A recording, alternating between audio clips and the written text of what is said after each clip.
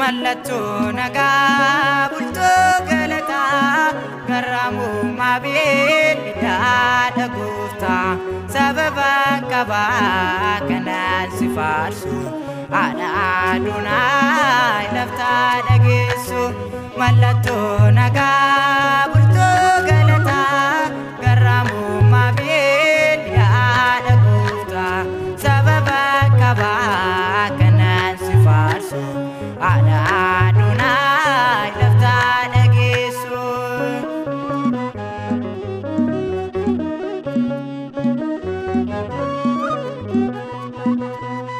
Salaati Musee shittoo jannataa gonfoo Solomoon uumama caalta galma milkiyaa yaa qulqulleetti ati Waaqayyoo haadha nagaati. Galma milkiyaa yaa qulqulleetti ati Waaqayyoo haadha nagaati. Mallatoo nagaa bultoo galataa garraamuu maabeelidhaa dhagooftaa sababa qabaa kanaan si faarsu haadha Adoonaayi laftaa dhageessu.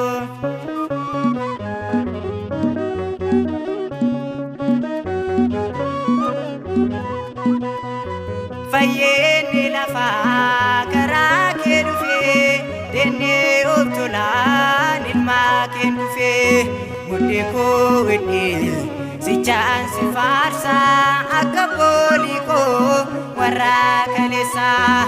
Mudhii koo hidhee sichaan si faarsaa akka boolii koo warra kaleessaa.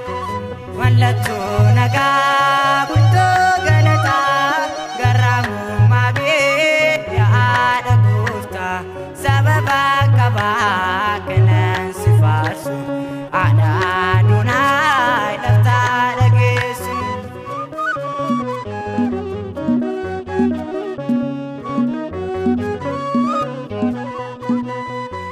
Alaabaa keenyaa biyya lafaatti akka aduudhaa addunyaa facee kennaa ijoollee addaa kan fannoo jaalaa Giftii Maariyaam yaada jaalalaa.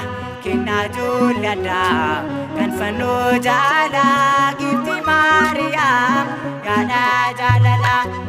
Mallatoo